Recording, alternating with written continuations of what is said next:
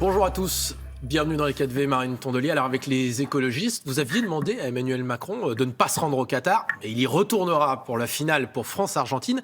Est-ce qu'il n'est pas là dans son rôle de chef d'État ? Moi, je considère qu'il aurait fallu boycotter diplomatiquement cette compétition pour tout ce qu'elle incarne contre le climat, contre les droits humains. Ce qui me choque, c'est non seulement qu'il y ait été, mais c'est ce qu'il a dit en revenant, en disant qu'il a trouvé que c'était extrêmement bien organisé. Alors c'est sûr, on peut trouver que c'est bien organisé parce qu'on ne voit pas les morts qui ont été causées par la construction de ces stades, parce qu'on ne voit pas les persécutions des droits humains, parce qu'on ne voit pas les 10 tonnes de CO2 qui sont émises par cette compétition. De ce point de vue-là, on peut trouver que c'est parfaitement bien organisé. En réalité, je pense qu'un président ne devrait pas dire ça. Il faut se poser ces questions au moment de l'attribution, c'est ce que dit Emmanuel Macron. Après, c'est trop tard. C'est trop facile parce qu'en réalité, le Qatar, on le voit avec ce qu'ils font en France, avec des clubs de foot en France, avec plein de choses qu'ils financent. Ils mènent une bataille culturelle, ils participent à leur promotion et ce qu'ils promeuvent, c'est ni l'écologie ni les droits humains. Et donc, toute cette compétition, et à chaque fois qu'on en parle, à chaque fois qu'on parle de ce pays, qu'on le met en avant, on participe à cela. Et je considère que la France, qui s'est toujours présentée comme le pays des Lumières, des droits humains, ne peut pas participer à cette mascarade. Ça ne veut pas dire que personne n'a le droit de regarder ce match de foot. Moi, à titre personnel, j'arrive pas à participer à cette fête, c'est mon problème. Vous regarderez la finale ou pas alors ? Je pense que je vais pas y arriver. À la regarder ou à ne pas la regarder ? À la regarder parce que vraiment, j'ai été très choquée par la COP27, par le fait qu'on aille dans le mur, que les enfants qui naissent en 2022, on ne sait pas leur garantir que la planète sera encore habitable dans 30 ans et que personne ne fait rien. Et je ne peux pas faire comme si de rien n'était, le lendemain me passionner et participer à la fête. Et ça me frustre énormément parce que j'adore le sport, j'adore les grandes compétitions. Et là, je vous le dis sincèrement, j'y arrive pas. Écoutez, Emmanuel Macron, il vous a en quelque sorte répondu, c'était hier, à son arrivée à Bruxelles au sommet européen. J'assume totalement. J'ai été il y a 4 ans derrière l'équipe de France quand c'était en Russie. Et je suis derrière eux au Qatar, parce que je suis derrière l'équipe de France. Et je pense que, si je puis dire, les Français aussi. Regardez, il y avait beaucoup de débats, les gens disaient on ne va pas suivre, on boycotte à la télévision. Les chiffres sont là. Alors vous ferez pas partie de ces téléspectateurs, téléspectatrices dimanche, c'est ce que vous nous dites. Vous souhaitez quand même la victoire de la France ? Évidemment, mais je pense que Emmanuel Macron, c'est pas un Français comme les autres. Il est président de la République, qu'il mobilise 2 avions pour aller au Qatar. Et pour moi, un sujet, s'il avait vraiment voulu prendre l'avion, il aurait pu aller à Montréal, où se tient la COP sur la biodiversité. On vit la 6e extinction des espèces. Les autres n'étaient pas dues à l'homme, celle-là l'est. Et 68% des espèces de vertébrés ont disparu depuis les années 70. C'est tragique. J'aurais préféré qu'il donne de la lumière à cela, plutôt qu'à ce régime du Qatar. Alors, on ne sait pas, Marine Tondelier, si c'est à cause de la Coupe du Monde ou pas, mais la réforme des retraites, sa présentation a été repoussée au 10 janvier. Elisabeth Borne a reçu cette semaine les différents parlementaires, dont les écologistes. Qu'est-ce qui en est ressorti de votre côté ? Est-ce que si ce n'est pas 65 ans, mais finalement 64 ans, ça change quelque chose pour vous ? Je pense qu'il y a une vraie forme de provocation à proposer cette réforme maintenant. Soyons sérieux, on est dans une crise environnementale sans précédent, dans une crise énergétique, une crise sociale. Ce pays il est au bord de la rupture et on nous présente là une réforme idéologique qui est peut-être importante pour certains, mais qui n'est pas urgente. Tout le montre. Ce que je considère, c'est qu'il faut mettre au centre de nos réflexions le pacte social et la solidarité intergénérationnelle. Vous, votre projet, c'est quoi, les écologistes ? Vous aviez signé le projet de la NUP, c'était départ à 60 ans avec 40 annuités de cotisation. C'est toujours ce que vous voulez ? C'est ce qu'on voudrait dans l'idéal. Mais là, on ne parle pas de baisser l'âge de la retraite, on va le reporter, le reculer. Alors vous, votre projet, c'est ? Moi, je pense que la solidarité intergénérationnelle, elle est primordiale et que c'est logique que les jeunes actifs financent les retraites de celles et ceux qui ont travaillé toute leur vie. Mais j'alerte sur le fait que dans 15 ans, quand on va demander à des jeunes de financer les retraites de la génération qui leur a laissé une planète à plus 4 degrés, avec tout ce que cela suppose, de tensions humaines, de tensions sociales, d'habitabilité de la planète, ce sera quand même très compliqué. Et que si on veut qu'il y ait des retraites un jour et que ce système tienne, alors il faut s'occuper du climat et ce n'est pas ce qui est fait par ce gouvernement. Et alors très concrètement, ça veut dire départ à la retraite. Âge de départ, à quel âge pour vous ? Aujourd'hui, il est fixé l'âge de la retraite. Alors si on pouvait l'avancer avec grand plaisir. Mais là, ce qu'on nous dit aujourd'hui, c'est qu'on va le reporter. Donc ce qu'on demande au moins, c'est un statu quo, c'est la moindre des choses. Et surtout, moi, ce qui me met en colère, c'est quand on m'explique que c'est les Français qui ont voulu cette réforme parce qu'ils ont voté Macron en connaissance de cause.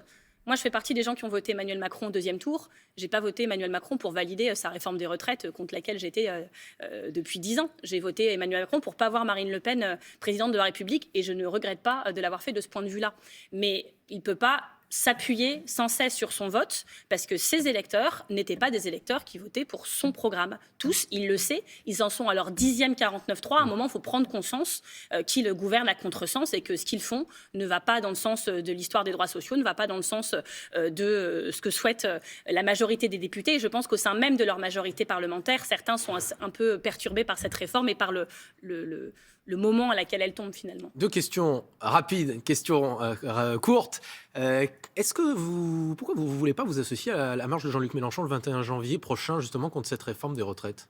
C'est marrant parce que déjà, je vous dis la marche de Jean-Luc Mélenchon. Les retraites, c'est un sujet social et en réalité, c'est les syndicats qui fixent les mots d'ordre et les dates des mobilisations sociales en France. C'est comme ça depuis des années. C'est une forme de respect partenarial envers les syndicats. J'ai échangé avec Philippe Martinez hier, j'ai échangé avec Laurent Berger ce matin. Et pour moi, ce qui compte, c'est que cet intersyndical, c'est-à-dire que tous les syndicats, quelles que soient leurs différences, leurs divergences, sont ensemble pour travailler à cette mobilisation. La moindre des choses que l'on puisse faire comme parti politique, c'est de les soutenir. Moi, en tout cas, je serai dans la rue à la date qu'ils fixeront. Si les Républicains déposent une motion de censure, est-ce que les écologistes la voteront ?